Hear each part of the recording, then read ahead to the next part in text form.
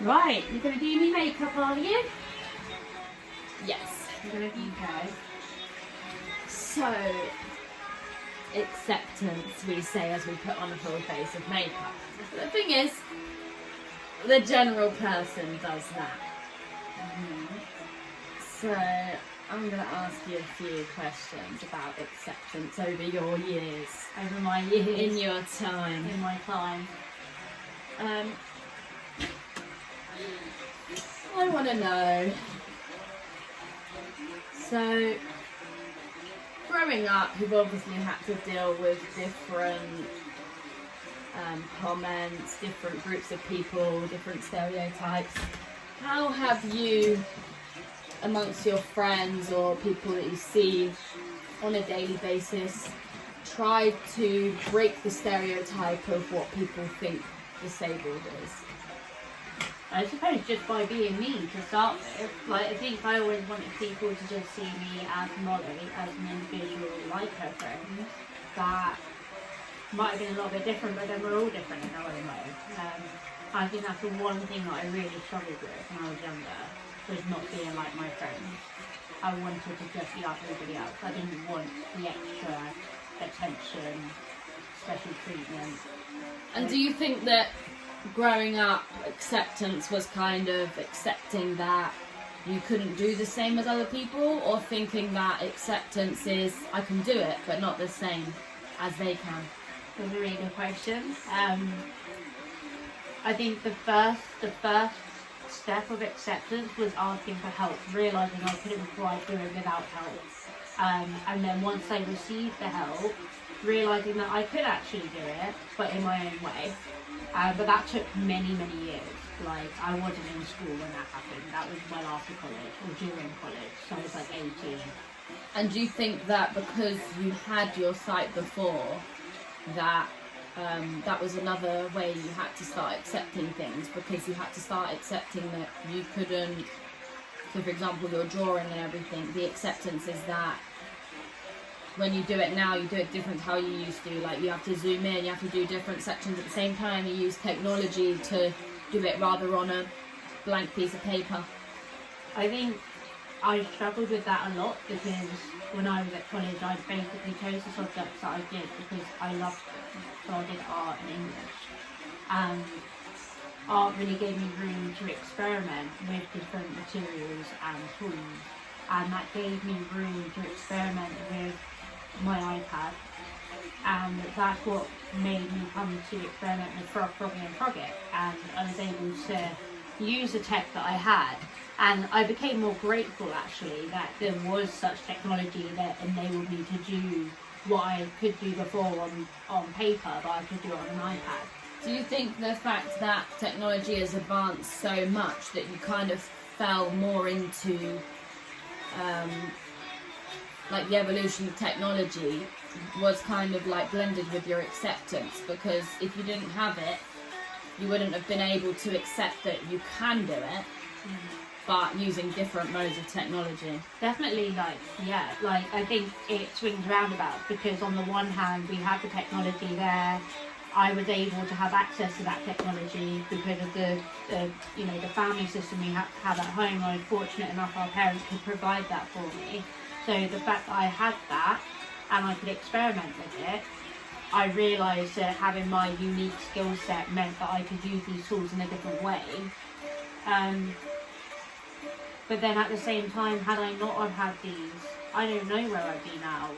But I think using technology now was probably the good route, the best route, because of the evolution. It's getting better, and to know it sooner rather than later and learn as the evolution keeps coming and improving definitely has done me a favour, considering my sight's just going to get worse.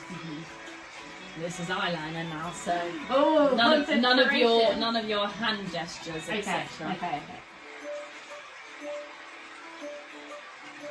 Could have been better, could have been doing Molly's makeup. What do you think? Is it good? Not quite as beautiful as you do, am I? Yeah, your self-acceptance has then in turn really helped you help with other people's journeys. Yeah. With the Molly Watt Trust and helping younger people accept their disability, but not necessarily accept it in the fact that they have a disability, but accept it in a way that, yeah, they're going to be doing things differently, but they can still do it. I think, to be honest, when we first set up the Molly Watt Trust, I definitely wasn't at that point where I fully accepted myself. That's another thing about self-acceptance is, you might think yourself that you're struggling with things, but until you open up and speak to other people in the same boat, you then realise you're not the only one, and you can all come together to kind of create a... Exactly. I think that's exactly why our parents and we decided to set up the Molly Watt Trust, because it was actually a way of helping us with our own journey. I mean, it started off that we didn't want other people to experience what we had experienced in terms of lack of support at school and the discrimination. But I think actually when I look back in hindsight, I really wasn't in a place where I fully accepted myself. And by helping other people with their journey and using my experiences to help them, and fundraising for technology helped me accept me as well as other people. Like, Molly, open your eyes. Blink, blink, blink. So when you used to do my makeup and you'd be like, blink, blink, blink. Yeah. That's what I'm doing now.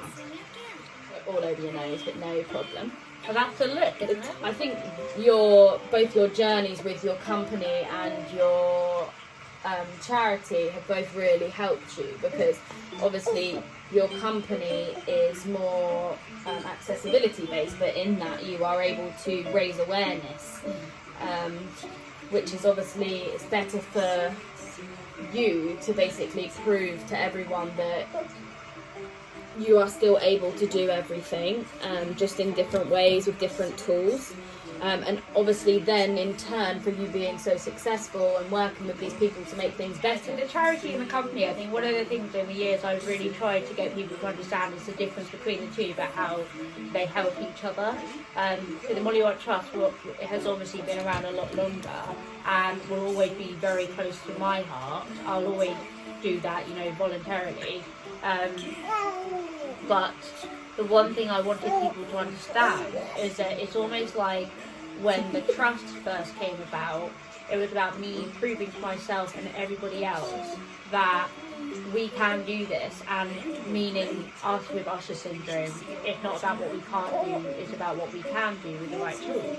And then with the company, it's kind of more about not just a small minority group, but every single one of us playing a part in society to help enable that awareness, and in turn having a more inclusive, diverse society that creates inclusive, accessible experiences, whether it be in a shop or a website or, in a school. Like all these things, something worth spending money on because it's so worthwhile. The point that I always talk about in all my talks, those who understand inclusion are those who have been excluded. So those who have been through, those experiences of being excluded, they understand inclusion like no other. Boarding school, my whole schooling, not my whole schooling experience, but most of my schooling You've been bloody blinking.